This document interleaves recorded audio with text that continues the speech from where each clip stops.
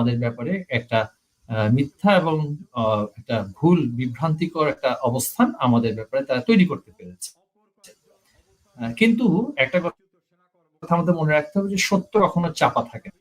এবং এই সত্যটা আজকে যেই সমস্ত কথা আমাদের সভানেত্রী বঙ্গবন্ধুর কন্যা এর দিন ধরে গণমাধ্যমে বলে এসছেন, জনসভায় বলে এসছেন, এবং অনেকেই যেটা বলেছিল তখন না এগুলো আসলে তিনি রাজনৈতিক কথা বলছেন, আজকে এগুলোর সত্যতা কিন্তু প্রকাশ পেয়ে যাচ্ছে যে ইউনূস যে কত বড় প্রতারক জাতির কাছে একেবারে নম্রভাবে নগ্নভাবে প্রকাশিত হচ্ছে।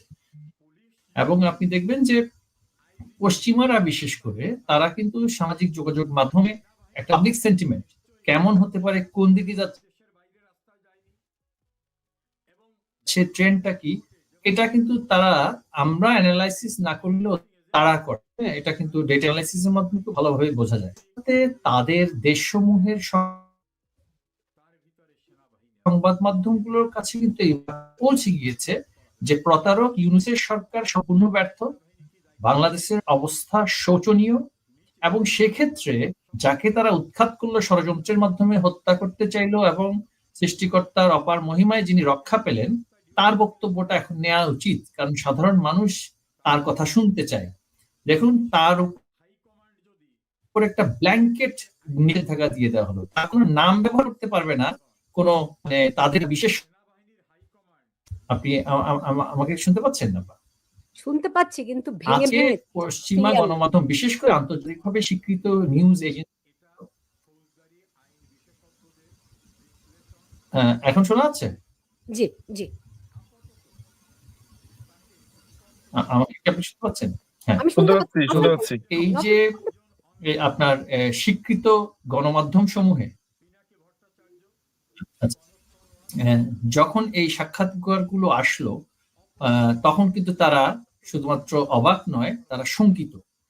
ইতিমধ্যেই তারা এক্সিট প্ল্যানের কথা বলছে, নির্বাচন করে চলে যাবে ইত্যাদি বলছে, কিন্তু তাদের যেই মানে ক্রিমিনাল মাইন্ড, অপরাধী মনে যেটা থাকে, এর মধ্যেও আবার কিছু ওই যে অটো কনস্টিটিউশনাল প্রভিশন তৈরি করছে যে এতদিনের মধ্যে পাশ না হলে গণ্য হবে তাদের সিদ্ধান্তই সঠিক, বা তাদের সনদ বা যেটা একটা মানে চটি বই যেটা তারা রচনা করেছে সেটা অটোমেটিকলি পৃথিবীর কোথাও সংবিধানের অংশ কখনোই কোনো কিছু অটোমেটিকলি হয় না। সেটা একটা প্রক্রিয়া আছে, সেটার একটা আইনি প্রক্রিয়া থাকে, রাজনৈতিক প্রক্রিয়া থাকে, সামাজিক প্রক্রিয়া থাকে। এটাই হচ্ছে সংবিধান, এটা তো একটা জাতির একটা। তো এরা সংবিধানের আমূল পরিবর্তন করে ফেলবে, কিছু ছেলেপেলে সেখানে নৈরাজ্যবাদী, উগ্রবাদী, জঙ্গি, মানসিক বিকারগ্রস্ত কিছু ছেলেপেলেকে তারা জোগাড় করেছে। পেছনে আছে জঙ্গি গোষ্ঠী যারা ধর্মীয় উগ্রবাদ নিয়ে, উগ্রবাদকে পুঁজি করে রাজনীতি করে, আর বিএনপির এক ধরনের মৌন সমর্থন নিয়ে এই ইউনূস সরকার বসে আছে। আমি এখানে বিএনপি বিরোধী বা জামায়াত বিরোধী বা কোনো রাজনৈতিক দলের বিরোধী মানে আমরা একটা অবস্থান সে আলোচনা করব না। আমি বলবো যে একটা মানে absolute criminal mind, absolute criminal mind, এই যে প্রতারক ইউনূস যে এখন পর্যন্ত প্রতারণার মাধ্যমে বসে আছে, তার যে চেয়ার, সেই চেয়ারের যে সে বলেছে প্রেসিডেন্সিয়াল রেফারেন্স নাম্বার 1 অফ 2024 উচ্চ আদালতে, সর্বোচ্চ আদালতে নাকি শুনানি হয়েছে, একেবারে শুনানির আজ পর্যন্ত কোনো কাগজ দেখাতে পারেনি। চিফ জাস্টিসের কাছে কে নিয়ে গেল, কোনো অ্যামিকাস কিউরি ছিল কিনা, রাষ্ট্রপতিকে রেফারেন্স পাঠিয়েছিল কিনা, আজ পর্যন্ত কিছু তারা দেখাতে পারেনি। একেবারে প্রতারণার মাধ্যমে, সাংবিধানিক প্রতারণার মাধ্যমে তাই তাদের মহিবুল হাসান চৌধুরী, আমরা তো এগুলো নিয়ে অনেক আলাপ আলোচনা করেছি। আমি একটু আগে বাড়তে চাই, আপনার কাছে একটা প্রশ্ন রেখে দিচ্ছি। আপনাকে যেহেতু আজকে প্রথমবারের মতো আমার বাংলা নিউজ নেটওয়ার্কে পেয়েছি, প্রশ্নটি আমি আমি আমি শুনেছি দুই একজন আপনাকে এই প্রশ্নটি করেছে, কিন্তু আমি আমার দর্শকদের জন্য প্রশ্নটি রাখতে চাই। আওয়ামী লীগের বিরুদ্ধে সবচেয়ে বড় অভিযোগ যে তারা শিক্ষা ব্যবস্থাকে বিশেষ করে ঢাকা বিশ্ববিদ্যালয়ের মতো প্রতিষ্ঠানগুলোকে তারা মাদ্রাসায় পরিণত করেছে। তারা মাদ্রাসা শিক্ষাকে বিশ্ববিদ্যালয়ের সমমান দিয়ে সেখানে জঙ্গি উৎপাদনের কারখানা বানিয়েছে। ফলে যা আমরা দেখছি, আপনি যা বলছেন যে যাদেরকে লেলিয়ে দেওয়া হয়েছে, যাদেরকে বলছেন এরা তো তারাই, সেটির দায় শিক্ষা প্রতিমন্ত্রী হিসেবে আপনার কিনা? এই প্রশ্নটা আপনার কাছে রাখছি, আমি আপনার কাছে জবাব দিব, কিন্তু তার আগে আমি একটু নিজুম মজুমদারের আমি কাছে আমি জবাবটা দিয়ে দেই। না, আমি একটু নিজুম মজুমদারের কাছ আচ্ছা, থেকে এসে আপনি আপনার নিজের মধ্যে, হ্যাঁ হ্যাঁ, ঠিক আছে জি ঠিক আছে ঠিক আছে। জনাব নিজুম মজুমদার, আমরা দেখছি শেখ হাসিনার এই সাক্ষাৎকারের পরে একটা কর্মীদের মধ্যে একটা উজ্জীবিত ভাব আমরা লক্ষ্য পাচ্ছি, এবং জনসমর্থনও খুব কয়েক গুণ বাড়ছে, এরকম মানুষের ভিতরে একটা ভিন্ন একটা মানে হাত থেকে বাঁচিয়ে রাখার, এবং বছরের পর বছর বলে এসেছে এই দেশ দখল করে ফেলছে, এই দেশে বেইজ করবে, এই দেশে পশ্চিমারা কি করবে না করবে। উনি তো আজকে ওই যে প্রফেট বলবো, যে প্রফেসি যেটাকে আমরা বলি আর কি, ওইভাবে উনি বছর পর বছর বলেছেন ডাটা তথ্য উপাত্ত দিয়ে। সো এই যে যখনই আপনি বলছেন যে এখনো উনার প্রতি আগ্রহ আছে, এখনো উনি জনপ্রিয়, সেইটা ওই এখনো শব্দটার প্রতি আমার একটু খানিকটা আপনার সাথে আমি দ্বিমত পোষণ করি। মাননীয় প্রধানমন্ত্রী যেই কথাগুলো বলেছেন, রয়টার্স কে যেটা বলেছেন, অন্যান্য জায়গাতে বলেছেন, প্রথমত আমি আপনাকে বলি এই আলাপগুলো মাননীয় প্রধানমন্ত্রী কিন্তু তার নেতা কর্মী, তৃণমূল কর্মীদের সাথে ক্রমাগত গত একটি বছর ধরে করে আসছেন। আমি নিশ্চিত আপনি বিভিন্ন ভাষণে শুনেছেন। স্বাভাবিকভাবে জনগণের সাথে তার কর্মীদের সাথে কথা যখন বলছেন, তখন সেটার এক্সপোজারটার তো অনেকগুলো ব্যারিয়ার ওরা দিয়ে রেখেছে। বিশেষ করে এই খুনি, এই টোকাই মৌলবাদী সরকার যেভাবে বাক স্বাধীনতাকে হরণ করেছে, লেট অ্যালোন আপনি মাননীয় প্রধানমন্ত্রী শেখ হাসিনা, আপনার ফারুকিকে একটা প্রশ্ন করেছে একজন সাংবাদিক, আপনারই কলিগ খুব খুব সম্ভবত, তাদের 3 জনের চাকরি চলে গেছে। আপনার কলিগদের মধ্যে আমি শুনেছি আপনি বলছেন যে 300, 400, 500 জন লোকের চাকরি চলে গেছে, হাজার হাজার সাংবাদিকদেরকে আপনার চাকরি চলে গেছে, জেলে পুরে রেখেছে কয়েকশো সাংবাদিকদেরকে। সুতরাং ওগুলো তো তখন আমরা হয়তো ওইভাবে এক্সপোজার জায়গাটা আসেনি। এখন ওই বহুব্রীহি নাটকের একটা ডায়লগ আছে, বুঝতে পারছেন, আলী জাকের আবুল হায়াতকে বলছে যে উনাকে আহাম্মক বলেছে আবুল হায়াতকে রাস্তাতে যাওয়ার সময়। তো আবুল হায়াত কিছু হলেই মাথায় পানি দেয়। তো তখন তার যখন মাথায় পানি দিচ্ছিল বাসাতে এসে তাকে আহাম্মক বলার কারণে, তখন আলী জাকের একটা কথা বলছে যে দুলাভাই, পাবলিকের মুখ তো আপনি বন্ধ করে রাখতে পারবেন না। হ্যাঁ।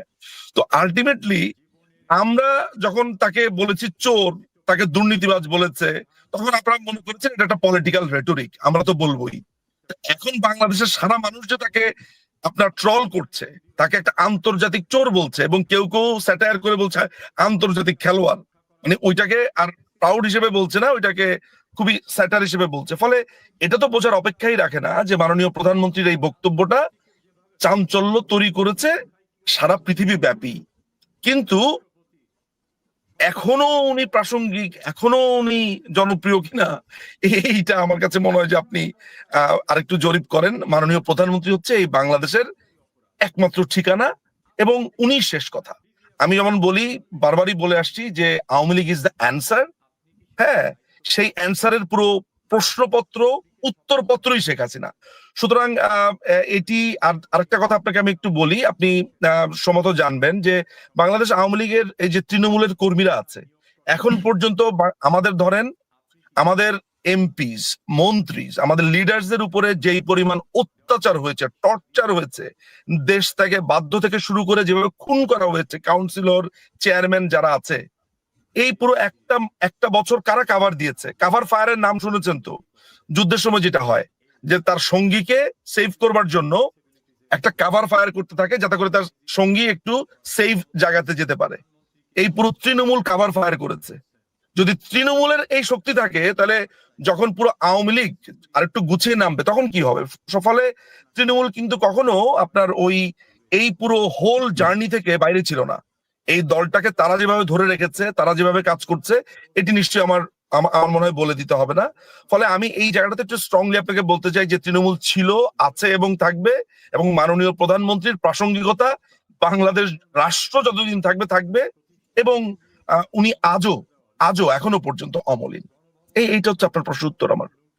না না, আমি আপনাকে প্রশ্নটি রেখেছিলাম যে মানে ধরেন এইটা যদি একটা শুরু হয়, শুরু in a sense Sheikh Hasina যখন প্রথমবারের মতো সাক্ষাৎকার দিচ্ছেন, এটি একটা ডেফিনেটলি একটা শুরু।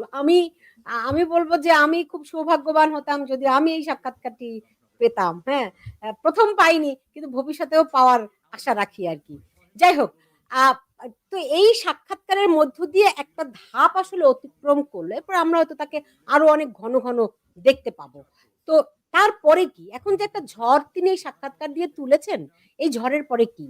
পরিকল্পনা কি, আওয়ামী লীগের এই পরিকল্পনা? এই ইউনুস এই এই ইউনুস এই ইউনুসকে উৎখাতের যে আমাদের যে যাত্রা, আমি একদম সরাসরি আপনাকে বলি, এই ইউনুসকে উৎখাত করতে হবে, এই ইউনুসকে এখান থেকে সরাতে হবে বাংলাদেশের মানুষকে বাঁচানোর জন্য। সিম্পল, এটা ছাড়া তো কোনো বিকল্প নাই। ফলে এই যে গণবিস্ফোরণ, আপনি বুঝতে পারছেন যে উনি বক্তব্য দেওয়ার পরে সারা পৃথিবীর যে আলোড়নটা আপনি ধরতে পারছেন, এইটার গন্তব্যের যে জায়গাটা হচ্ছে যে মানুষ উনার কথা শুনবে। মানুষ মানুষের কাছে তো উনি আগে থেকেই ছিলেন। আমার কাছে মনে হয় যে এটার গন্তব্য হচ্ছে জনমানুষের মধ্যে যে প্রতিক্রিয়া তৈরি হয়েছে, মানুষের মধ্যে যে চাঞ্চল্য তৈরি হয়েছে, যেই আশার আলো তৈরি হয়েছে, এটি ক্রমাগতভাবে বাড়তে থাকবে এবং একটি এবং গণবিস্ফোরণের মাধ্যমে এই টোকাই মৌলবাদী সরকারকে জনতা উৎখাত করবে। এটাই হচ্ছে এটার শেষ পরিণতি। জি, জনাব মহিবুল হাসান চৌধুরী, এই যে মৌলবাদী হ্যাঁ, গোষ্ঠী, এই আপনার কাছে প্রশ্ন রেখেছিলাম, আমি আপনার শিক্ষাপ্রতিমন্ত্রী প্রশ্নটাতে হিসেবে সরাসরি আপনি চলে যাচ্ছি। দায় এড়াতে পারেন? হ্যাঁ, হ্যাঁ, আমি সরাসরি বলছি। যেহেতু সময়, হ্যাঁ অবশ্যই আমি এখন বলছি যে প্রথমত হচ্ছে আমি দায়িত্ব নিয়েছি যে 2024 সালের জানুয়ারি মাসে আহ, এই আলোচনাটি যে ঢাকা বিশ্ববিদ্যালয়ে মাদ্রাসার শিক্ষার্থীরা অতিরিক্ত পরিমাণ কি স্থান পেয়েছে কি পায়নি। আপনাকে একটা জিনিস বুঝতে হবে, প্রথমত হচ্ছে ঢাকা বিশ্ববিদ্যালয়ের ভর্তির যে যোগ্যতা, সেটা ঢাকা বিশ্ববিদ্যালয় কর্তৃপক্ষ নির্ধারণ করেন, এটা শিক্ষা মন্ত্রণালয় করেন না। 73 সালের যে অধ্যাদেশ অনুসারে ঢাকা বিশ্ববিদ্যালয়ের সিদ্ধান্ত, এবং ঢাকা বিশ্ববিদ্যালয়ে যারা আলিয়া মাদ্রাসার শিক্ষার্থী, কওমি মাদ্রাসা না, আলিয়া মাদ্রাসার যারা শিক্ষার্থী, তারা কিন্তু যারা বিজ্ঞানের শিক্ষার্থী, যারা বিজ্ঞান পড়ে এসছে তারা ভর্তি পরীক্ষায় অংশগ্রহণ করতে পারে। যারা কলা বা ব্যবসা শিক্ষায় পড়ে এসছে আলিয়া মাদ্রাসায়, যে আলিম পর্যায়ে, তারা কম্পিটিটিভ এক্সামে তারাও কিন্তু বসতে পারে। এখন আমাকে বলতে হবে যে ঢাকা বিশ্ববিদ্যালয়ে কি তুলনামূলকভাবে মাদ্রাসার শিক্ষার্থীর সংখ্যা বেড়েছে কিনা। মাদ্রাসা বলতে আলিয়া মাদ্রাসার শিক্ষার্থীর সংখ্যা বেড়েছে। বেড়েছে এই জন্য যে আগে মাদ্রাসাগুলো, আলিয়া মাদ্রাসাগুলো একেবারে জীর্ণ শীর্ণ ধর্ম ব্যবসার কেন্দ্রে প্রায় পরিণত হয়েছিল। আমাদের সরকার, বঙ্গবন্ধুর কন্যা জননেত্রী শেখ হাসিনা, এই ধর্ম ব্যবসায়ীদেরকে তাদের যেই মাদ্রাসার যে আলিয়া মাদ্রাসাগুলো দেখিয়ে যেভাবে পরিচালনা করত, এর থেকে বাইরে নিয়ে এসে মাদ্রাসার শিক্ষা, যেটা মূলধারার মাদ্রাসা, সেটার কিন্তু ব্যাপক উন্নয়ন করেছেন। এবং অনেক মাদ্রাসাতে সনাতন ধর্মীয় শিক্ষার্থী না, শিক্ষক আছেন, যারা বিজ্ঞানের শিক্ষক আছেন, আপনার অঙ্কের শিক্ষক, ইংরেজি শিক্ষক। মাদ্রাসা শিক্ষার ওভারঅল, আলিয়া মাদ্রাসা বলছি, এটার কিন্তু অনেক মান উন্নয়ন হয়েছে। এবং তার পরবর্তীতে তারা ভর্তি পরীক্ষার মাধ্যমে, আপনি আমার কথা শুনতে পাচ্ছেন? একটু জি, আমি ফ্রিজ শুনতে হয়ে গিয়েছিল বোধহয় আপনার স্ক্রিন। হ্যাঁ, না, আমি শুনতে পাচ্ছি। হ্যাঁ, তারা তারা ভর্তি পরীক্ষার মাধ্যমে সেখানে ভর্তি হয়েছে। তো এই যে আমাদের বিরুদ্ধে যে ষড়যন্ত্র, সেই ষড়যন্ত্র কি শুধুমাত্র আলিয়া মাদ্রাসার শিক্ষার্থীরা কি রাস্তায় নামেছিল? সেটা তো আপনাকে দেখতে হবে। এখানে যে প্রাইভেট বিশ্ববিদ্যালয়, ঢাকা শহরে যে প্রায় 12টার উপরে প্রাইভেট বিশ্ববিদ্যালয় আছে, এই প্রাইভেট বিশ্ববিদ্যালয়ের 1% শিক্ষার্থীও তো মাদ্রাসা থেকে আসে না, কোনো আলিয়া মাদ্রাসা থেকে আসে না। এগুলো বেশিরভাগই আমাদের মহিবুল ন্যাশনাল হাসান কারিকুলাম, চৌধুরী, ইংরেজি আমি মাধ্যম বা আপনাকে বাংলা থামাতে মাধ্যমের চাচ্ছিলাম না, শিক্ষার্থীরাই তারা আসে।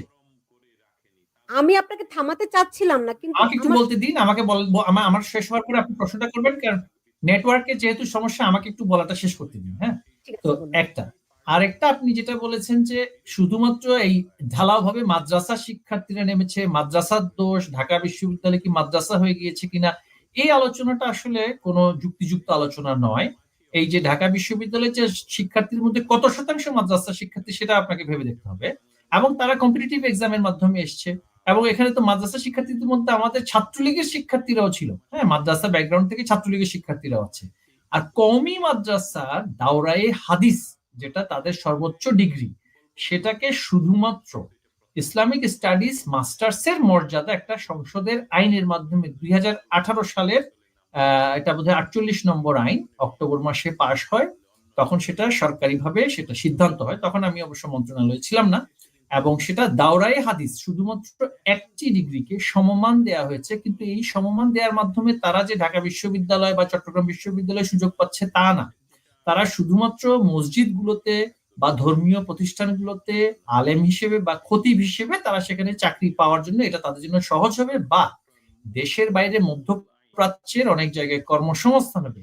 দেখুন, জননেত্রী শেখ হাসিনা কিন্তু দেশের একটি বৃহৎ জনগোষ্ঠীকে কর্মসংস্থান থেকে বাইরে রেখে দারিদ্র্য সীমার নিচে রেখে তাদেরকে আমাদেরকে ত্যায্য করতে হবে বা তাদেরকে আমাদেরকে ভিন্ন বৈষম্যের দৃষ্টিতে দেখতে হবে, সেই রাজনীতিটা বা বঙ্গবন্ধুর কন্যা করে না।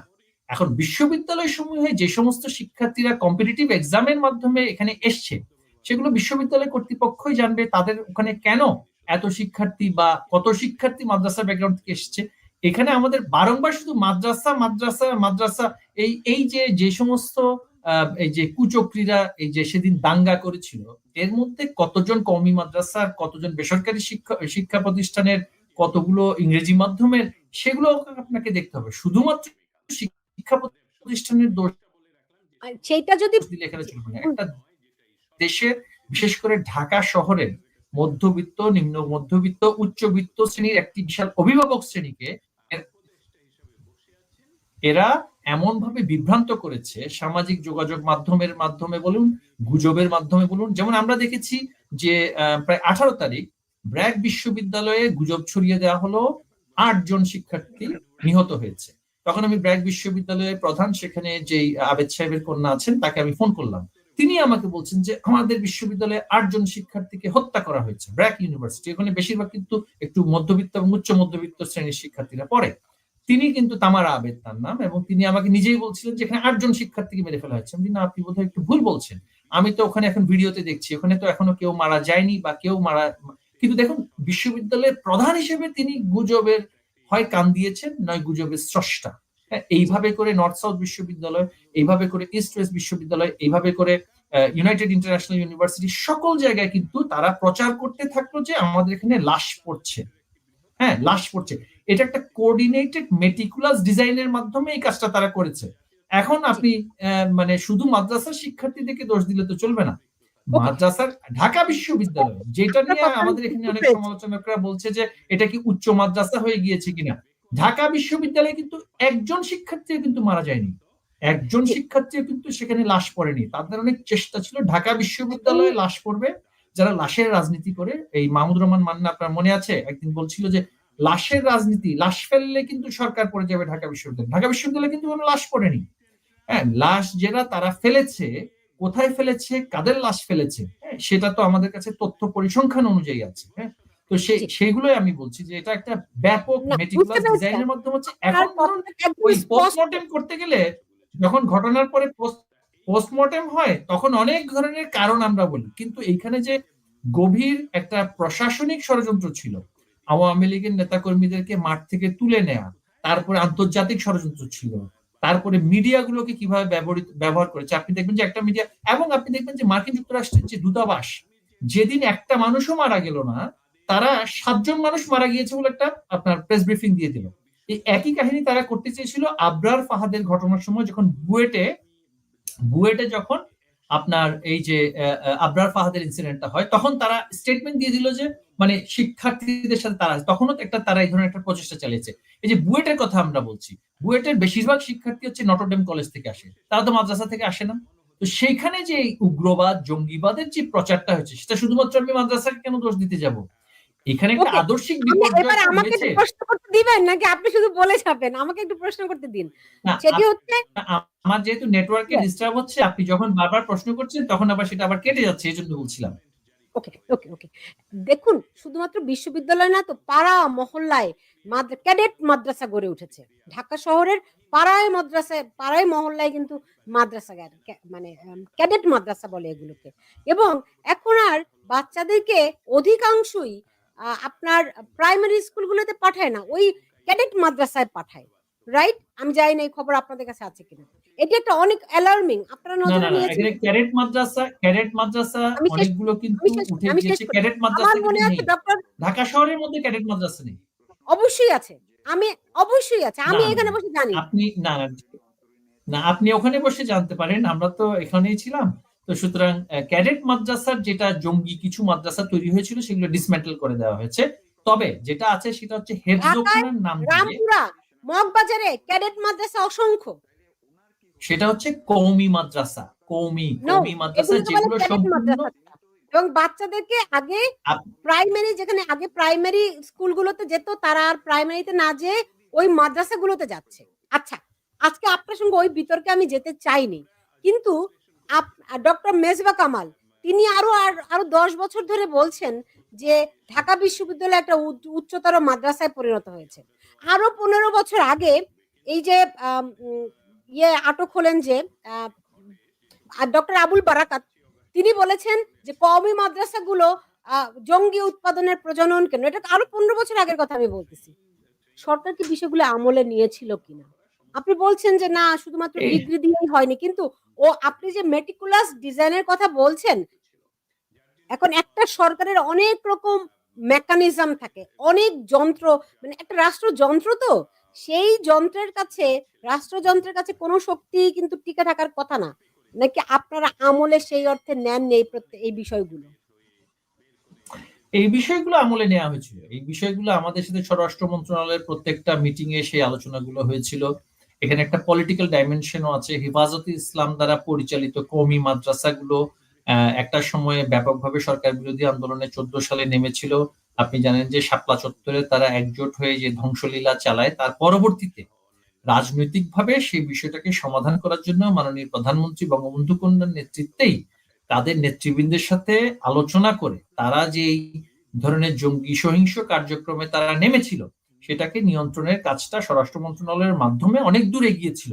তবে হ্যাঁ, সেখানে আমি মনে করি কিছু কিছু জায়গায় অবশ্যই সার্বিকভাবে এই যে এই সমস্ত মাদ্রাসা কয়েকটিকে নিয়ন্ত্রণ করার বিষয়ে সরকারের কিছুটা হলেও সেখানে ঘাটতি ছিল না, তা আমি বলবো না। তবে আপনাকে বারবার একটা কথা মাথায় রাখতে হবে যে এই যে আমাদের বিরুদ্ধে যে দাঙ্গায় রূপান্তরিত হয়েছে, সেখানে কতগুলো মাদ্রাসা শিক্ষার্থী ছিল আর কতগুলো আপনার প্রাইভেট ইউনিভার্সিটির শিক্ষার্থী ছিল, বা কতগুলো আপনার এই যে মোহাম্মদপুরের জেনেভা ক্যাম্পের বিহারি কলোনির যে অবাঙালিদেরকে মাঠে নামিয়ে দেওয়া হলো, কতগুলো আপনার রিক্সা চালক হকার যারা ঢাকা শহরে আগে যারা ব্যবসা করত তাদেরকে উচ্ছেদ করার পরে তাদের মধ্যে যে ক্ষোভ বঞ্চনা সেটাকে উস্কে দিয়ে সেভাবে করে ব্যবহার করতে গেল, সেগুলো এটা একটা হোলিস্টিক একটা চ্যালেঞ্জ। ইটস নট জাস্ট সিম্পটোম্যাটিক যে আপনি একটা নির্ধারণ করলেন ওইখান থেকে বোধহয় সরকারের পতন হয়ে গিয়েছে।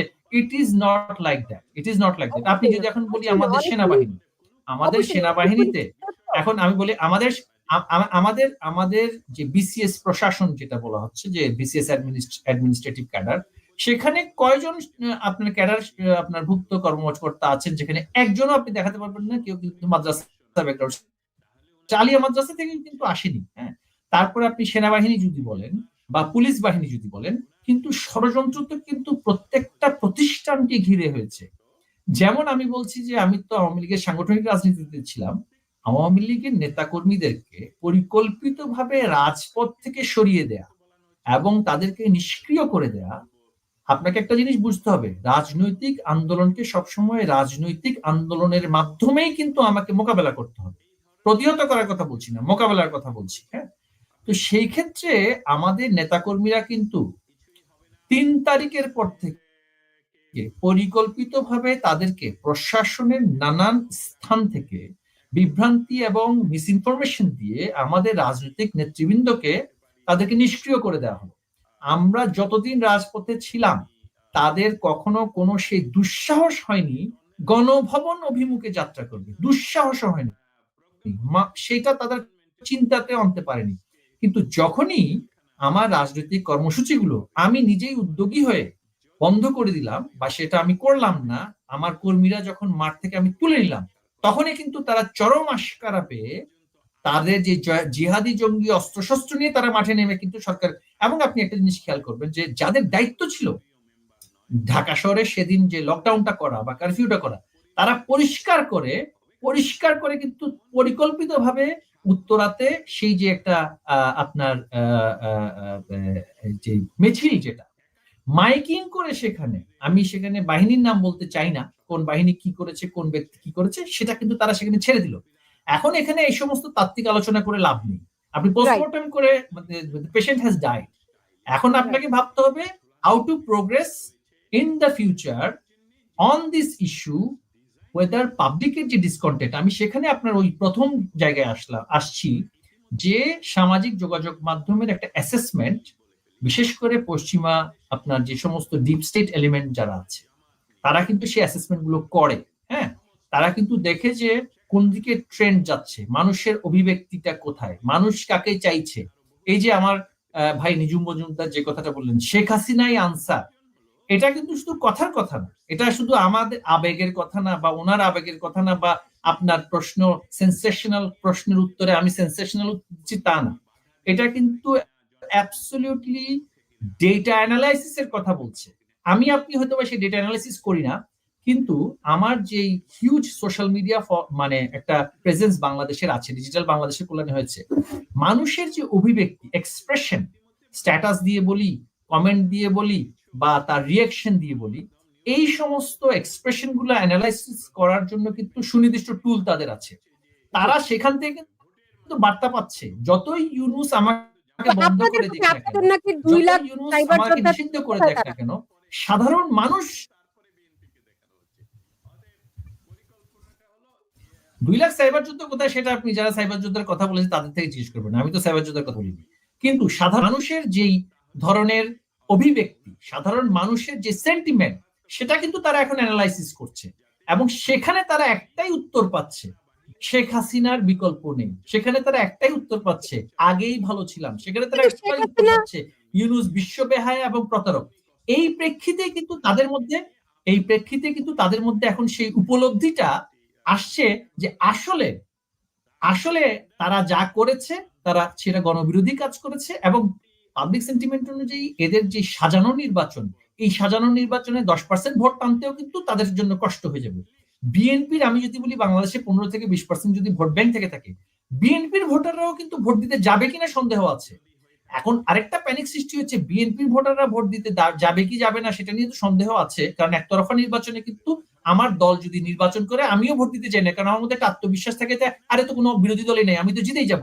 সেই ক্ষেত্রে একটা সুযোগ তাদের দেখছে যে জামায়াত ইসলামী এবং উগ্র জঙ্গিবাদী গোষ্ঠী হয়তো বাংলাদেশের সরকারে চলে আসবে। এইটা এখন দেখছে তারা as a consequence of their action, of their meticulous design, and এটা নিয়ে তারা তাদের স্থিতিশীলতা নিয়ে, আপনি দেখবেন যে আমেরিকাতেও আপনার মতন বাঙালি অনেক আছে, এবং সবাই কিন্তু আপনার মতন প্রগতিশীল চিন্তা ধারণ করে না। এখানেও কিন্তু উগ্র জঙ্গিবাদী চিন্তাধারার অনেক লোক আছে, ইউরোপে আছে, ইউকেতে তো ভরা বুড়ি বুড়ি আছে, এটা বিশ্বের জন্য হুমকি হয়ে যাবে যদি একটা বিশাল ডায়াসপোরা বাংলাদেশের, তারা যদি এই একটা উগ্র জঙ্গিবাদী গোষ্ঠীর অধীনে যদি একটা রাষ্ট্র চলে যায়, এ থেকে কিন্তু তাদের মধ্যে কিছুটা সম্বিত এই মুহূর্তে ফেরত এসছে। ওকে, বুঝতে পেরেছি। আমি আপনার কাছে আবার ফিরছি। নিজুম মজুমদার, আমরা দেখলাম শেখ হাসিনা তার সাক্ষাৎকারে বলেছেন, যেটি বাংলাদেশে খুব বহুলভাবে প্রচারিত হচ্ছে, যে তিনি ভবিষ্যতে তার পরিবারের কাউকে এই আওয়ামী লীগের নেতৃত্বে দেখতে চান না, এরকম একটি কথা বাংলাদেশে খুব বহুলভাবে প্রচলিত বা প্রচার করা হয়েছে। আপনার কাছে কি মনে হয়, কেন এটি প্রচার করা হচ্ছে? দেখেন, আমি আমার একটা পার্সোনাল অভিজ্ঞতার কথা বলতে পারি, দুটো পার্সোনাল অভিজ্ঞতার কথা বলতে পারি। সেটা হচ্ছে যে এইটা সম্ভবত ফেব্রুয়ারির দিকে, যখন আপনার টিউলিপ সিদ্দিকী উনাকে নিয়ে এক ধরনের আপনার অপপ্রচার শুরু হলো, মিথ্যা রটনা, গুঞ্জন, প্রোপাগান্ডা শুরু হলো। আপনারা জানেন যে সেই সময় টিউলিপ সিদ্দিকীর বিরুদ্ধে সমস্ত অভিযোগ মিথ্যা প্রমাণিত হয়েছে, তিনি এগুলো থেকে বের হয়ে এসেছেন। সেই সময়টাতে মাননীয় প্রধানমন্ত্রীকে আমি একটা পর্যায়ে কোন একটা কথার ফাঁকে আমি জিজ্ঞেস করেছিলাম যে আপা, this is probably the right time, যে কারণ আমি ওইটা অনুমান করছিলাম যে পুতুল খেলার উপরেও আপনার এই ধরনের একটা অপবাদ আসবে, এবং মোটামুটি আমরা তো বুঝতেই পারছিলাম যে পুরো ফ্যামিলির উপর একটা টার্গেট করা হয়েছে, এবং তারা এটা বোঝানোর চেষ্টা করছে যে মাননীয় প্রধানমন্ত্রী পুরো ফ্যামিলি দুর্নীতি করেছেন, এটি তো টার্গেট মূলত। তখন আমি ওনার কাছে জানতে চেয়েছিলাম যে আপা, এইটাই কি রাইট টাইম কিনা, যে আপনার সজীব অজেদ জয় উনাকে, তারপর বা সাইমা অজেদ পুতুল উনাকে রাজনীতি ইন্ট্রোডিউস করা, কারণ সবাই এটা জানতে চায়, উনাকেই জনগণেরই ধারণাটা আমি দিয়েছিলাম। আপা পরিষ্কার করে ওই সময়টাতে যে কথাটা বলেছে একদম খুবই পরিষ্কার ভাবে, সেটা হয়েছে ওখানে কিছু ইমোশনাল কথা ছিল, আমি সেগুলো নিয়ে আলোচনা করব না, কিন্তু একটা কথা উনি পরিষ্কারভাবে বলেছেন যে দলে কে রাজনীতি করবে বা কে নেতৃত্বে আসবে এটা আমি নির্ধারণ করি না, এটা নির্ধারণ করে দলের কাউন্সিল, এটা নির্ধারণ করে দলের যারা এই ব্যাপারে সিদ্ধান্ত নেয়, ভোট দেন। উনিও একজন ব্যক্তি, কিন্তু উনি এককভাবে সেটা উনি বলতে পারেন না, সেটা সিদ্ধান্ত নিবে দলীয় কাউন্সিল। ফলে জিনিসটা খুবই পরিষ্কার। বাংলাদেশ আওয়ামী লীগ একটি গণতান্ত্রিক দল। আপনি দেখেছেন, আপনি অন্য দলের কোনো কাউন্সিল দেখেছেন গত গত 20, 30, 40 বছর কাউন্সিল দেখেছেন? বাংলাদেশ আওয়ামী লীগ প্রত্যেকটা সময় তারা কাউন্সিল করেছে, প্রত্যেকটা সময় টাইমলি কাউন্সিল করেছে, কমিটি দিয়েছে। হ্যাঁ, অন্যান্য ধরেন জেলা জেলা উপজেলা পর্যায়ে এগুলো নিয়ে কিছু কথা আছে, কাউন্সিল যুবলীগ বা ছাত্রলীগ অন্যান্য ব্যাপারে, কিন্তু আওয়ামী লীগের ব্যাপারে, কমিটির ব্যাপারে এগুলো বরাবরই অনেকটা বলা যায় যে ওই যে হাল খাতা খোলার পরে যে আপডেট করা হয়, বা আমরা প্রতি বছর যারা কোম্পানি আছে তারা জানে যে কিভাবে কোম্পানির অ্যাকাউন্ট গুলো ঠিক করা হয়। বাংলাদেশ আওয়ামী লীগ কিন্তু এগুলো হালনাগাদ করেছে বরাবর। সো এটি একটি গণতান্ত্রিক দল। বাংলাদেশ আওয়ামী লীগের এখানে এখানে মাননীয় মন্ত্রী মহোদয় আছেন, তিনি হয়তো আরো ভালোভাবে এই প্রশ্নের উত্তর দিতে পারবেন, যেহেতু তিনি আওয়ামী লীগের সাংগঠনিক কাঠামোর একজন অংশ। কিন্তু আমি এজ এ সমর্থক, এজ এ সাধারণ মানুষ হিসেবে যে কথাটা বলতে পারি সেটা হচ্ছে, আমি বরাবরই দেখেছি যে বাংলাদেশ আওয়ামী লীগ তার কাউন্সিল নির্ধারণ করে, আপনার কাউন্সিল যাকে ভোট দিবে সেইটা। সুতরাং ওই জায়গাটা আমার কাছে মনে হয় আমরা গণতান্ত্রিক প্রক্রিয়ার উপরে ছেড়ে দিই, কারণ বাংলাদেশ আওয়ামী লীগ বরাবরই গণতন্ত্রে বিশ্বাসী ছিল, মানুষের আশা আকাঙ্ক্ষা গুলো মতামতের উপরে বিশ্বাসী ছিল। জি, মহিবুল হাসান চৌধুরী, ধরেন ইউনূস সরকার একটা আগামী ডিসেম্বর কি বলে আগামী ফেব্রুয়ারিতে একটা নির্বাচনের সম্ভাবনা দিয়েছে, রোডম্যাপের মতো। রোডম্যাপ যদিও না, কোনো তারিখ ঘোষণা করেনি, কিন্তু এর মধ্যে হয়তো তারা জুলাই ঘোষণাটি করে দেবে। কিন্তু আমি জুলাই ঘোষণায় যাব আপনার কাছে, কিন্তু তার আগে ধরেন হঠাৎ করে যদি তারা আওয়ামী লীগের উপর নিষেধাজ্ঞা প্রত্যাহার করে আওয়ামী লীগকে নির্বাচনে অংশ নেওয়ার সুযোগ দেয়, সেই ক্ষেত্রে কি আপনারা নির্বাচনে যাবেন কিনা? গেলে কিভাবে যাবেন? না গেলে কি করবেন? যদি দেখুন, একটি অবৈধ সরকার একটা নির্বাচন যদি দেয়, সে অবৈধ সরকারের নির্বাচনী তফসিল ঘোষণার কি এখতিয়ার আছে কিনা, এটা হচ্ছে প্রথম প্রশ্ন। এই নির্বাচনের সাথে তাদের সাথে যারা আছে তাদের মধ্যেই কোনো একমত তারা হতে পারেনি। তাদের তথাকথিত জুলাই সনদ, সেটা সংবিধানের কতগুলো ধারার সাথে সরাসরি সাংঘর্ষিক, এবং সংবিধানের যে মূলনীতি সেটার সাথে সরাসরি সাংঘর্ষিক। এই যে একটা বিতর্ক তারা সৃষ্টি করে আসলে নির্বাচনটা না করার জন্য, এবং অবৈধভাবে অনির্বাচিতভাবে তারা যাতে করে সবচাইতে বেশি সময় ক্ষমতা আঁকড়ে ধরে রাখতে পারে, এবং আওয়ামী লীগের বিরুদ্ধে এবং দেশে মুক্তিযুদ্ধের পক্ষের সকল শক্তি, শুধু আমি আওয়ামী লীগের কথা এখানে বলছি না, ওয়ার্কার্স পার্টি, কমিউনিস্ট পার্টি, আরো অনেক রাজনৈতিক দল আছে, জাসদ আছে, বাসদ আছে, এই যে ইসলামিক শাসনতন্ত্র থেকে শুরু করে অনেক ইসলামিক দল আছে, সেকুলার পার্টি আছে, অনেক পার্টি আছে, এই যে তাদের কাউকেই তারা কিন্তু রাজনৈতিক সিদ্ধান্ত গ্রহণের প্রক্রিয়ায় আনে না। শুধু এই যে যমুনাতে তাদেরকে ডাকে, চা খাওয়ায়, জুস খাওয়ায়, কেক খাওয়ায়, আর বাদাম খাওয়ায়, আর একটা কথাবার্তা বলে আবারও তাদেরকে বাড়িতে পাঠিয়ে দেয়। এদের আসলে নির্বাচন করার সেই ধরনের কোনো ইচ্ছাই নেই। এবং এখন দেখবেন এই যে এনসিপি পার্টি, তারা একটা গোঁ ধরেছে, তারা যেই পার্টি এখন নিবন্ধন ঠিকভাবে পায়নি, সেই পার্টিকে কেটার করার জন্য নির্বাচন কমিশনে চাপ দিয়ে শাপলা দিতে না পেরে শাপলার ছোট ভাইকে তারা সিলেক্ট করলো। মানে এমন সকল উদ্ভট কার্যক্রম যে তারা এখানে করছে, যে শাপলা দিবে নাকি শাপলার সন্তান দিবে, হ্যাঁ, বা শাপলার কলি দিবে, এই ধরনের কার্যক্রম করে নানানভাবে ক্ষমতা আঁকড়ে ধরার কাজ করছে তারা। সুতরাং এদের অধীনে নির্বাচন তো প্রশ্নই ওঠে না। এবং আপনি যে দেখবেন যে নির্বাচনী আইনের যে প্রক্রিয়ার মধ্যে আমাকে আমার সাংগঠনিক কাঠামোর মধ্য থেকে মনোনয়ন দিতে হবে, আমার সাংগঠনিক কাঠামোর আমার প্রেসিডিয়ামের 2 জন সদস্য ইতিমধ্যে কারান্তরে, একজন মৃত্যু পথযাত্রী ছিলেন, তিনি কিছুদিন আগে জামিনে বের হয়ে এসে তিনি আছেন, ইঞ্জিনিয়ার মোশাররফ সাহেব। তারপর কাজী জাফরুল্লাহ আর একজন আছেন, তিনি এখন কারাগারের মধ্যে আছেন। আমাদের প্রেসিডেন্ট, আমাদের সভানেত্রী বঙ্গবন্ধুর কন্যা, তিনি সাধারণত যেটা নিয়ম সেটা হচ্ছে পার্টির প্রেসিডেন্ট মনোনয়ন পত্রে স্বাক্ষর করবেন। আপনি তো আমাকে অবৈধ এমন ভাবেই করে রেখেছেন, এবং তার বিরুদ্ধে একটা তাজুল যাত্রার নাটক, সেই যাত্রাপালার যে একটা স্টেজ তৈরি করে তাকে আপনি এখন কনভিক্ট করতে চাইছেন, তাকে ইতিমধ্যে কনভিকশন করে দিয়েছেন, কি একটা তথাকথিত আদালত অবমাননার একটা ঠুনকো উদ্ভট একটা এই ধরনের কোন শুনানি ছাড়া তাকে এখন কনভিকশনও করে দিয়েছে। হ্যাঁ, ইতিমধ্যে, মানে এখনো বিচার কার্য শুরু হয়নি।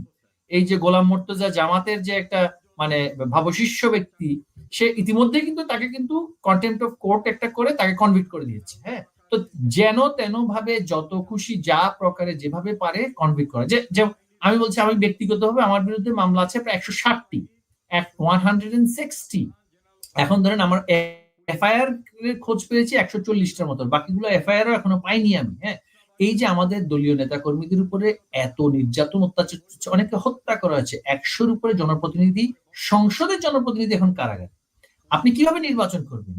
এই যে অরাজক নৈরাজ্যবাদী জঙ্গি গোষ্ঠীর অধীনে নির্বাচন তো দূরের কথা, বাংলাদেশে স্বাভাবিক জীবনের যেখানে গ্যারান্টি নেই, সেইখানে কেউ কি আসলে নির্বাচনমুখী হবে কিনা? আমাদের নেত্রী যথাযথই বলেছেন, তিনি সরাসরি বলেছেন যে লক্ষ লক্ষ আওয়ামী লীগের কর্মী নাই, শুধু বাংলাদেশের মানুষ এই নির্বাচনকে বয়কট করবে। কারণ তারা আপনি আওয়ামী লীগের উপরে নিষেধাজ্ঞা শুধু তুললে হবে না, আপনি আওয়ামী লীগের উপরে যে সমস্ত অবৈধ, অন্যায্য, অসাংবিধানিক মামলাগুলো করেছেন সেগুলো সব স্থগিত করতে হবে। আমাদেরকে আমাদের রেগুলার সাংগঠনিক কার্যক্রম করার জন্য সেখানে দিতে হবে, এবং এরা কেউ সেটা দেবে না, এদেরকে নেমে যেতে হবে। এই খুনি ইউনূস এবং তার গ্যাংকে উৎখাত করতে হবে, তাদেরকে পদত্যাগ করতে হবে। নতুন একটি সরকার, সেটা তত্ত্বাবধায়ক নাকি অন্তর্বর্তীকালীন নাকি নির্বাচনকালীন, কি সরকার করবেন সেটা আসতে হবে। সেই সরকার আসার পরে দেশের আইন শৃঙ্খলা পরিস্থিতি পরিবর্তন, সেখানে এখনো জঙ্গিদের হাতে পুলিশের হাজার হাজার অস্ত্র, 30% পুলিশের অস্ত্র, যেগুলো 500টা থানা লুট করা হয়েছে, সেই লুট করা থানাগুলো থেকে অস্ত্র এদের হাতে। মানুষের বৈধ অস্ত্র যেগুলো থানায় ছিল সেগুলো তাদের হাতে, অবৈধ অস্ত্র যেগুলো আলামত হিসেবে থানায় রাখা হয়েছে সেগুলোও তাদের হাতে। একটা বিশাল জনগোষ্ঠীকে তারা অস্ত্র শস্ত্র দিয়ে সজ্জিত করে যে অরাজকতার জন্য মাঠে ছেড়ে দিয়েছে, এই পরিস্থিতি আপনি কিভাবে নির্বাচন করবেন? সেই অর্থবহ নির্বাচন, সেই ইনক্লুসিভ ইলেকশন করার জন্য যেই সরকারের প্রয়োজন, সেই সরকারকে আগে প্রথমে আনতে হবে। সেই সরকার ব্যতীত এই অবৈধ খুনি ইউনূস, ফ্যাসিস্ট ইউনূস সরকারের অধীনে কোনো নির্বাচন হবে না। সেই নির্বাচনে আওয়ামী লীগ যাবে না, সেই নির্বাচনে আমরা শুধু বয়কট করব না, আমরা প্রতিহত করব। এবং আপনি দেখেছেন বাংলাদেশের ইতিহাসে যে সকল নির্বাচনে আওয়ামী লীগকে বাদ দিয়ে নির্বাচন করেছে, সেটা জেনারেল জিয়াউর রহমান হতে পারে, সেটা জেনারেল এরশাদ 1988 আওয়ামী লীগকে বাদ দিয়ে নির্বাচন করলো, এবং তারপরে 15ই ফেব্রুয়ারি, এই একই ফেব্রুয়ারি কাণ্ড ঘটতে যাচ্ছে, বেগম খালেদা জিয়ার সরকার 15ই ফেব্রুয়ারি আওয়ামী লীগকে বাদ দিয়ে নির্বাচন করলো। সেই সরকারগুলোর মেয়াদ কতদিন ছিল? সর্বোচ্চ মেয়াদ ছিল 2 বছর, সর্বনিম্ন মেয়াদ ছিল 2 মাস। হ্যাঁ, বেগম খালেদা জিয়ার সরকার 2 মাসের মধ্যে পতন হয়েছে, আর এরশাদ সাহেবের সরকার 88 দিন নির্বাচন করে 90-এর মধ্যে তারা পরাজিত হয়েছে। তো এরাও সেভাবে করে যেই জগা খিচুড়ি মার্কা, গোজামিল মার্কা সরকার তারা আনতে চায়, সেই সরকারও কিন্তু স্থায়িত্ব পাবে না যদি তারা একটা গোজামিলের নির্বাচন করে। আমরা দেখব কত পার্সেন্ট মানুষ আসলে ভোট দিতে গিয়েছে। এত সহজ না নির্বাচন। জি। নিজুম মজুমদার, এই যে নির্বাচন কিংবা আওয়ামী লীগকে বাদ দিয়ে নির্বাচন হলে কি হবে, অতীতের সরকারগুলো দেখেছে। এখন অতীতে তো আওয়ামী লীগের কখনো এভাবে পতন হয়নি, ফলে অতীতের রেফারেন্সটা সেই অর্থে খাটে কিনা আপনার কাছে প্রশ্ন রাখলাম। সেই সঙ্গে আরেকটি প্রশ্ন রাখলাম যে আপনি দেখুন যে জুলাই সনদ হয়তো ডক্টর ইউনূস 2-4 দিনের মধ্যে ঘোষণা দিয়ে দিতে পারবে। সেই যদি জুলাই ঘোষণা দিয়েই দেয়, বিএনপি আপনি জানেন যে তাদের নারাজি জানিয়ে দিয়েছে, তো সেই ক্ষেত্রে জুলাই সনদ ঘোষণা দেয়নি নাকি ওদের, মানে আরো বাকি আছে? ইয়েকে ডক্টর ইউনূস ঘোষণা করবেন রাষ্ট্রপতিকে বাদ দিয়ে। সেই ক্ষেত্রে রাষ্ট্রপতির ভূমিকাটা কি হবে আইনিভাবে, সাংবিধানিকভাবে, আবার বিএনপির অবস্থানটা কোথায় গিয়ে দাঁড়ালো? 3টি প্রশ্ন করেছি আপনাকে।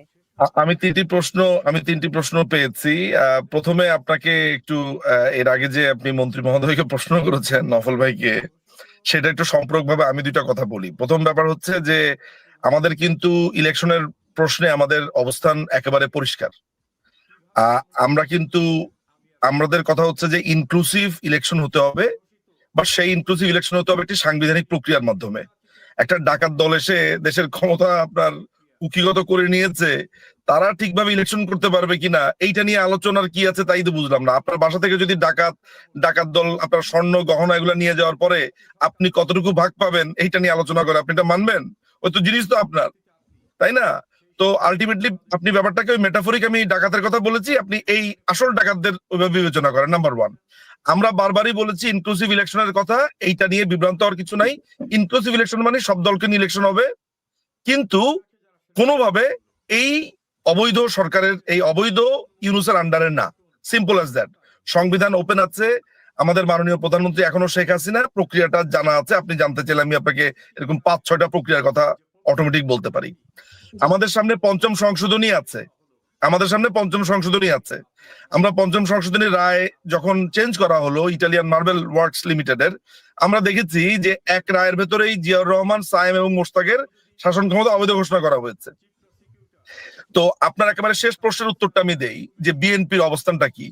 আমি জানি না যে আসলে বিএনপির মাথা পুরোপুরি গেছে নাকি তারাও একটা কোনোভাবে আগে ক্ষমতায় আইসা নেই এই তত্ত্বে বিশ্বাসী। আমি আসলে আমি নিশ্চিত না, কারণ বিএনপির যদি মাথা পুরোপুরি না যায় তাহলে একই ভুল দুইবার কেন করবে আমি জানি না। এর আগের বার তারা অস্ত্রের মুখে অবৈধ ক্ষমতা দখল করেছিল 1977 সালে। ক্ষমতা দখল করে সে পার্টি বানিয়েছিল, পরবর্তী সময় বহু বছর পরে এসে বিএনপি আমলেই কিন্তু আপনার জিয়াউর রহমানের ক্ষমতা অবৈধ ঘোষণা করা হয়েছিল, নট আওয়ামী লীগের আমলে। এটা মাথায় রাখতে হবে। পরবর্তী সময় অ্যাপিলেট ডিভিশনের রায় এসছে আওয়ামী লীগের শাসন আমলে, কিন্তু বিএনপির আমলেই কিন্তু এই পঞ্চম সংশোধনীর রায়ের মাধ্যমে জিয়াউর রহমানের ক্ষমতা অবৈধ ঘোষণা করা হয়েছিল। সো ওদের তো অনেক লয়ার আছে, আইনজীবী আছে, তারা জানে না যে এটি একটি অবৈধ সরকার, এটির কোনো সাংবিধানিক কোনো আপনার কোনো কাঠামোর মধ্যেই পড়ে না। এমনকি জামাতের যে লয়ার শিশির মনির, সে এখন নতুন করে বলা শুরু করেছে 106 অনুচ্ছেদের মাধ্যমে আসলে এটা লিগ্যালিটি দিলে হবে না। সে তো জানে খুব ভালোভাবে যে বিচারপতিরা ছিল হচ্ছে ক্যান্টনমেন্টের মধ্যে, তারা ফুল কোর্ট হিয়ারিং এর কোনো প্রশ্নই আসে না। সবচেয়ে বড় ব্যাপার, ওইখানে বিচারপতিদের যেই তথাকথিত একটা চোথা নিয়ে এসেছে, ওইখানে লেখা আছে যে যেহেতু মাননীয় প্রধানমন্ত্রী পদত্যাগ করেছেন, প্রথম লাইনই তো মিথ্যা। হ্যাঁ, সো আলটিমেটলি ঘটনা যেটা হচ্ছে যে তারা বলছে জনগণের, আমি বলি আপনাকে, এটা একটু ক্লিয়ার না করলে হবে কি, আতখাচরা বুঝবে মানুষজন। জনগণের চরম অভিপ্রায়ের কথা বলা হয়েছে, জনগণটা কোথায় আপনি অভিপ্রায় আসবে যে, ফলে ওরা নিজেদের ভিতরেই বলা শুরু করেছে যে এই সরকার আসলে 106 অনুচ্ছেদে আসে নাই। সো এই সরকারের এই অবৈধ টোকাই জঙ্গি এদের আন্ডারে ইলেকশন তো প্রশ্নই আসে না। বিএনপি তো ইতিমধ্যে জুলাই সনদে সিগনেচার করেছে। ব্যারিস্টার আমিরুল ইসলাম 1996 সালে একটা কথা বলেছিলেন ইনডেমনিটি অধ্যাদেশ নিয়ে, যে ইনডেমনিটি অধ্যাদেশ ইটসেলফ ইজ এ স্বীকারোক্তি। এই জুলাই সনদ নামে যে এই চোথা এটা নিয়ে এসছে, এটারে যে কি বলবো, আমাদের মাননীয় মন্ত্রী মহোদয় এটাকে চটি বই বলেছে। আমি আসলে যে কি বলবো বুঝতে পারতেছি না। আমি ওনার সাথে একমত আসলে, যে এইখানে গণতন্ত্র শব্দটাই বাদ দিয়ে দেওয়া হয়েছে। মানে গণতন্ত্র বলে কিন্তু কোনো শব্দ নাই। মানে বাপের মাধ্যমে জন্মানোর পরে বাপকে চেনে না, অর্থাৎ 26শে মার্চের স্বাধীনতার ঘোষণা বাদ দিয়ে দেওয়া হয়েছে, আপনার ঘোষণাপত্র বাদ দিয়ে দেওয়া হয়েছে, 7ই মার্চের ঐতিহাসিক ভাষণের কথা তফসিল থেকে বাদ দিয়ে দেওয়া হয়েছে। এখন এইরকম একটা কথিত আপনার একটা ট্র্যাশ এইখানে যখন বিএনপি সিগনেচার করছে, তখন আপনি বিএনপির রাজনৈতিক আইদার বলতে পারেন লোভাতুর, যে কোনোভাবে আগে ক্ষমতায় যাই, এরপর এগুলার সিস্টেম দিব, সাইজ করব, এটা হতে পারে, এটা হওয়ার সম্ভাবনা আছে আমার কাছে মনে হয়। আদারওয়াইজ কোন সুস্থ মানুষ তো এদের অধীনে ইলেকশনে যেতে পারে না। বিএনপির উচিত বরঞ্চ সবার আগে বলা যে আমরা একটি সাংবিধানিক প্রক্রিয়াতে যেতে চাই ইলেকশন যদি হয়, কারণ এইটা তো অবৈধ ঘোষণা হবে। আপনি এটা আজকে তারিখ দিয়ে লিখে রেখে দেন, আমি বলে দিয়েছি আপনাকে। এই ইউনূসের বাংলাদেশ শুরু হবে হচ্ছে 5ই আগস্ট ওই দুপুরবেলা থেকে, 2024-এর 5ই আগস্ট দুপুরবেলা থেকে বাংলাদেশ আবার শুরু হবে। বাই ডিফল্ট এটাকে আমরা আইনের ভাষাতে বলি ভয়েড অ্যাব ইনিশিও। মাঝখানে আপনি যা দেখেছেন এগুলো ভয়েড অ্যাব ইনিশিও। এর ওইটার জন্য আর কোর্ট মোটে যাইতে হবে না, এইটা শুরুতেই বাদ, সিম্পল অ্যাজ দ্যাট। ওই ইনডেমনিটি অধ্যাদেশের সময় শোনেন, আমি আপনাকে বলি, এটা আমার কথা না, ইনডেমনিটি অধ্যাদেশের যখন অ্যাপিলেট ডিভিশনের রায়টা দেয়, তখন বিচারপতির আপনার হাইকোর্টের বিচারপতিরা পরিষ্কারভাবে বলেছে যে ইনডেমনিটি অধ্যাদেশ আপনার ওই পার্লামেন্টে বাতিলেরই দরকার ছিল না, because it is void ab initio. যদিও অ্যাপিলেট ডিভিশন নানান কারণে এগুলাকে সমালোচনা করেছে, কিন্তু বিচারপতিরা হাইকোর্টে বলেছে একই কথা, যে যেই অবৈধ সরকার ভয়েড অ্যাব ইনিশিও, তার আন্ডারে আবার ইলেকশন আপনার ওই যে কি জানি বলে, ওই যে ডাল নাই তলোয়ার নাই নিধিরাম সর্দার, তারা করবে ইলেকশন। হ্যাঁ, তো সুতরাং আমাকে নওফেল ভাইকে ছেড়ে দিতে হবে, 2টা মিনিট দেন নওফেল। জি ছেড়ে দিতে হবে। নওফেল ভাই, আপনি বলছিলেন যে আপনারা ইলেকশন শুধু বয়কটই করবেন না, নির্বাচন প্রতিহত করবেন। কিভাবে প্রতিহত করবেন? 1 নাম্বার।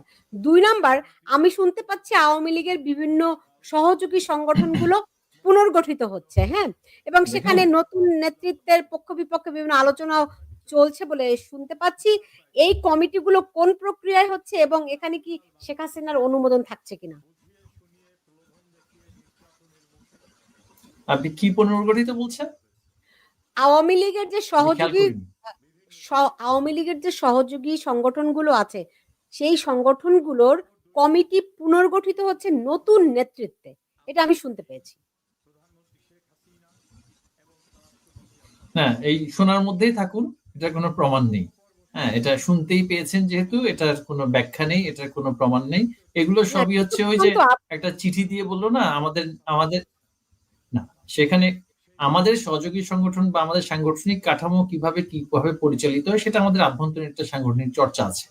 সেই চর্চা অনুযায়ী যখন কোনো সিদ্ধান্ত আসবে, সেই সিদ্ধান্ত আমাদের সাংগঠনিক নেত্রী বঙ্গবন্ধু কন্যার তার অনুমতি ছাড়া বা তার সাথে পরামর্শ করা ছাড়া, তার নির্দেশনা ছাড়া এই ধরনের পরিবর্তন, কাঠামোগত পরিবর্তন হয় না।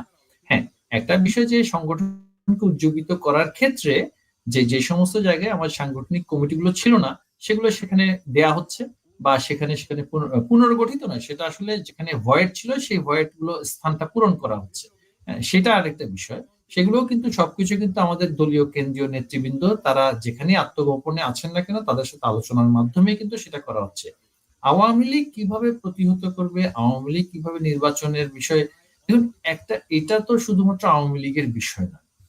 বাংলাদেশে তো আওয়ামী লীগ, হ্যাঁ আমি আওয়ামী লীগের একজন কর্মী হিসেবে আওয়ামী লীগ আমার কাছে সবচাইতে বেশি, মানে ইট ইজ হোলিয়ার দেন এনিথিং, একটা একটা একটা আদর্শিক বিষয়, এটা একটা আবেগের বিষয়, ভালোবাসার বিষয়, এবং সেটা আমার সাংগঠনিক আদর্শ এবং বিশ্বাসের বিষয়। কিন্তু বাংলাদেশের সাধারণ মানুষ আমাদের নেত্রী বঙ্গবন্ধুর কন্যা শেখ হাসিনাকে কিন্তু আওয়ামী লীগের চাইতে আরো ঊর্ধ্বে দেখে, তাকে সবকিছুর ঊর্ধ্বে দেখে। এবং তারা যখন দেখছে যেই ব্যক্তি এই বাংলাদেশের জন্য সবকিছু বিসর্জন দিয়ে আজকে এই বাংলাদেশে একেবারে প্রান্তিক পর্যায়ের মানুষের জন্য তিনি যা করেছেন, একজন সাধারণ প্রান্তিক মানুষ দেখা যাবে, আমরা ভিডিওতে দেখেছি যে বলছে যে আমি বিএনপি করি, ধানে ভোট দেই, কিন্তু শেখ হাসিনা ছাড়া গতি নাই। আপনি বুঝছেন সেন্টিমেন্টটা কোথায় গিয়ে ঠেকেছে?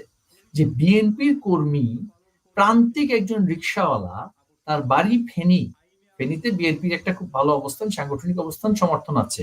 সেই রিক্সাওয়ালা বলছেন যে আরে ভাই, যে আমি বিএনপি করি, আমি কইতেছি, হ্যাঁ আমি আমি বলছি যে শেখ হাসিনা ছাড়া এই বাংলাদেশ কেউ চালাতে পারবে না। তো সেইখানে হচ্ছে তার অবস্থান, যেখানে সেই নেত্রীকে বাদ দিয়ে, সেই নেত্রীকে তো প্রথমে হত্যা করার চেষ্টা করা হলো, তারা সেখানে ব্যর্থ হওয়ার পরে যেখানে তিনি নির্বাচন করতে পারবে না, যেখানে স্বাধীনতার প্রতীক নৌকা মার্কা থাকবে না, সেটা তো জনগণ প্রতিহত করবে। প্রতিহত করার দুটো রূপ আছে। অসহযোগ আন্দোলন আওয়ামী লীগও করেছে, মহাত্মা গান্ধী, মোহনলাল করমচাঁদ গান্ধীও করেছে। গান্ধীবাদী অসহযোগ আন্দোলনের এক ধরনের প্রক্রিয়া ছিল, আবার আওয়ামী লীগের অসহযোগ আন্দোলনও কিন্তু জাতি দেখেছে, আওয়ামী লীগের অসহযোগ আন্দোলনও কিভাবে কি প্রক্রিয়ায় করা যায়। হ্যাঁ, আমাদের নেত্রী, তিনি সুস্থ আছেন, নেতৃত্ব দিচ্ছেন, মানসিক দৃঢ়তা এবং তার আত্মবিশ্বাসের জায়গা থেকে তিনি আমাদেরকে যেভাবে নির্দেশনা দিচ্ছেন, তিনি এখনো সেই মানবিক মানুষ বলে বাংলাদেশে গৃহযুদ্ধ লাগে। এই বাংলাদেশে আওয়ামী লীগ নেতাকর্মীরা এবং মুক্তিযুদ্ধের পক্ষের শক্তি যেখানে গিয়ে ঠেকেছে, সেখানে গিয়ে এই অপশক্তির বিরুদ্ধে পুনর্বার মুক্তিযুদ্ধ করার মানসিকতা নিয়ে কিন্তু আওয়ামী লীগ নেতাকর্মীরা প্রস্তুত আছে। কিন্তু তিনি চান না দেশে গৃহযুদ্ধ নয়। সুতরাং তিনি রাজনৈতিক প্রক্রিয়ায় বিশ্বাসী একজন রাজনৈতিক নেতা, তাকে গণতন্ত্রের মানসকন্যা বলা হয় বাংলাদেশের রাজনীতিতে, তাই না? তো সুতরাং প্রতিহত করার নানান রূপ আছে। বয়কট শব্দটার মধ্যে অনেক কিছু লুকিয়ে আছে, প্রতিহত লুকিয়ে আছে, প্রতিবাদ লুকিয়ে আছে, আলোচনা সমালোচনা সবকিছু লুকিয়ে আছে। মানুষ নীরবতার মাধ্যমে ভোট না দিয়েও যেমনি করে প্রতিহত করতে পারে নির্বাচন, তেমনি করে আরেকজনকে, অন্য ভোটারকে ভোট কেন্দ্র থেকে বিরত রাখার জন্য উৎসাহিত করার মাধ্যমে প্রতিহত করতে পারে। একটি অবৈধ, অসাংবিধানিক, খুনি জঙ্গি গোষ্ঠীর পৃষ্ঠপোষক, শুধু জঙ্গি না, ধর্ষকদের পৃষ্ঠপোষক।